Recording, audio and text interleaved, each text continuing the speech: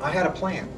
Vietnam started cranking up when I entered college, and I went to the University of Arizona down in Tucson. It was mandatory for the first 2 years. All males had to go to ROTC. There was an opportunity for me to go into advanced ROTC. They gave you $99 a month. This is a good deal. If I went through the advanced ROTC program, I would become a commissioned second lieutenant in the Army. I thought, well, if I had to go to Vietnam, I'd rather go as an officer as opposed to an enlisted grunt person. Well, at the end of my junior year, they established the first time they ever had it was focus on going into the aviation section once you went on active duty.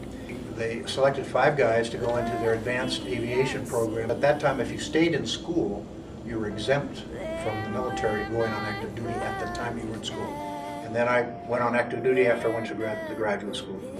I went to Fort Knox, Kentucky, and I arrived in Vietnam at the actual height of the number of people, Army of Americans in Vietnam at the time. So there probably were close to 400,000 or 500,000 people in Vietnam at the time. They were graduating close to 600 helicopter pilots a month. So I arrived in Vietnam in June of 1969.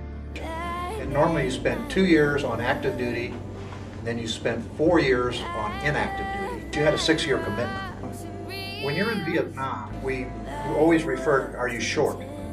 Meaning how many more days do you have before you exit Vietnam? So, I got 352.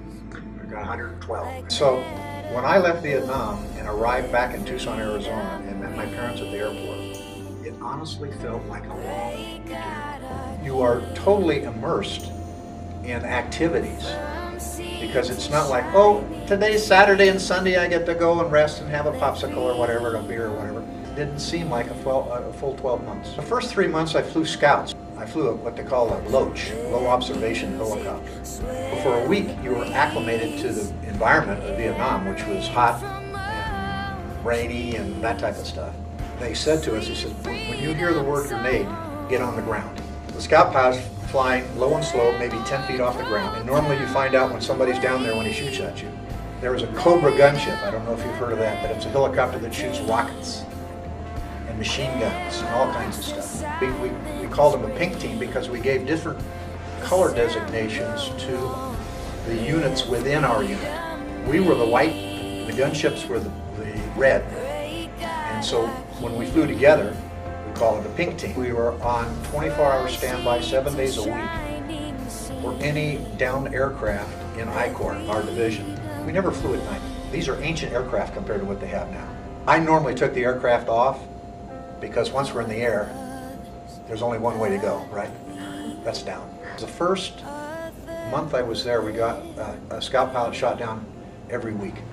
The aircraft we were flying is probably the best crashing aircraft ever designed. One of my roommates was shot down 3 days before he was supposed to go back home. There was a medevac unit flying out, saw it happen, wheeled down there, picked him up, took him back.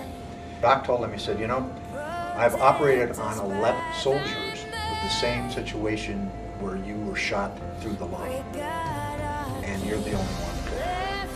We worked what they call the Ashaw Valley, and that was a corridor that let all the materials coming from North Vietnam down to the South Vietnam. We did every day. Just go out there and hunt for people that were moving product, foods, guns, armament, whatever, down to the south. Every Sunday night at 5 o'clock, they did send in 3 rockets. One guy, hey, it's 1:15. Everybody get a 6-pack of beer. We go down right down to the bunkers, they call them. 1, 2. Then we come out, go back to work. When I think about these things, or when somebody asks me questions about it, it's almost like I'm regurgitating what I saw in a movie or read about. It's almost like I wasn't really part of it.